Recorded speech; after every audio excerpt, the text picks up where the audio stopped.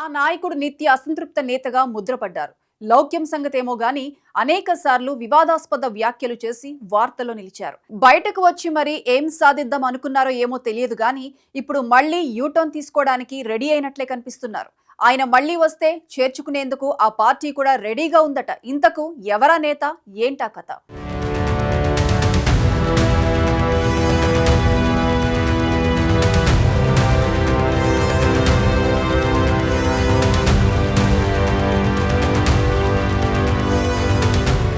బహుశా తెలుగు రాష్ట్రాల్లో బీజేపీ గుర్తుపై పోటీ చేసి హ్యాట్రిక్ కొట్టిన ఎమ్మెల్యే రాజాసింగ్ ఒక్కరేనేమో. బీజేపీ బలం అనటం కంటే కూడా రాజాసింగ్ కు సొంత బలం ఎక్కువ. కరుడుగట్టిన హిందూ నేత కావటంతో హిందూ వర్గంలో రాజాసింగ్ కు పట్టు ఎక్కువ.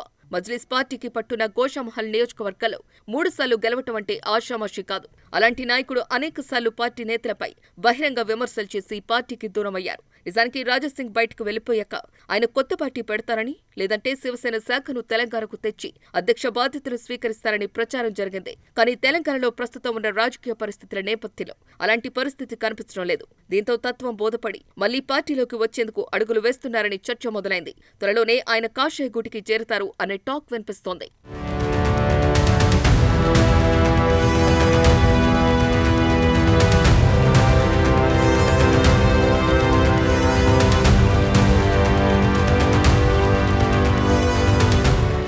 వచ్చే ఎన్నికల నాటికి తెలంగాణలో అధికారం దక్కించుకోవాలన్న లక్ష్యంతో ఉంది బీజేపీ. కానీ అది సాధ్యం కావాలంటే రాజాసింగ్ లాంటి బలమైన నేతల అవసరం ఉంది.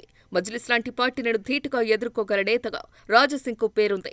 ఇప్పుడు మళ్లీ ఓవైసీ సోదరులపై విమర్శలు మొదలుపెట్టేశారు రాజాసింగ్. ఈ పరిణామాలని చూస్తుంటే రాజాసింగ్ మళ్లీ బీజేపీ పెద్దలను ఆకట్టుకునే పనిలో ఉన్నారు అనే టాక్ రాజకీయ వర్గాల్లో వినిపిస్తోంది. రాజాసింగ్ వస్తానంటే చేర్చుకునేందుకు కాషాయ పెద్దలు కూడా రెడీగానే ఉన్నారట. గోషామహల్ నియోజకవర్గం తెలంగాణలో బీజేపీకి బలమైన కంచుకోటగా ఉంది. ఈ మధ్యకాలంలో రాష్ట్రంలో మరే నియోజకవర్గాల్లో కూడా వరుసగా 3 పర్యాయాలు కాషాయ జెండా ఎగిరిందిలేదు. అందుకు కారణమైన నాయకుడు నిర్మోహమాటంగా రాజాసింగ్ అని చెప్పవచ్చు.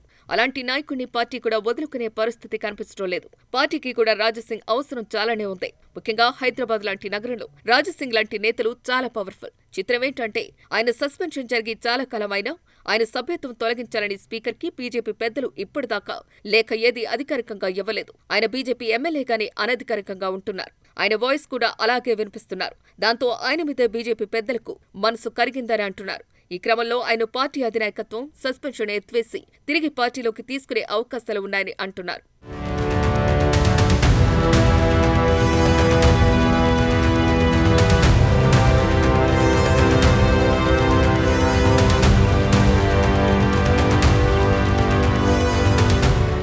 గోషామహల్ అసెంబ్లీ నియోజకవర్గం నుంచి 2014, 18, 2023 ఇలా 3 సార్లు వరుసగా గెలిచారు రాజాసింగ్. ఇక 2018లో అయితే బీజేపీ నుంచి గెలిచిన ఏకైక మొనగాడుగా ఉన్నారు. బీజేపీ ఇటీవల జరిగిన మున్సిపల్ ఎన్నికల్లో అనుకున్న స్థాయిలో రాణించలేకపోయింది. దాని మీద కూడా పార్టీ సమీక్ష నిర్వహిస్తోంది. ఈ నేపథ్యంలో రాజాసింగ్ వంటి వారు చేసిన కామెంట్స్ ని కూడా పరిశీలిస్తున్నారు అని అంటున్నారు. బీజేపీకి తెలంగాణలో గట్టి నాయకత్వం కావాలని రాజాసింగ్ డిమాండ్ చేశారు. బలమైన నేతను పెడితేనే పార్టీకి ఊపు వస్తుందని ఆయన సూచిస్తున్నారు. ఇప్పుడు కేంద్ర నాయకత్వం కూడా ఇవన్నీ చూస్తూ పరిశీలిస్తోంది అని అంటున్నారు.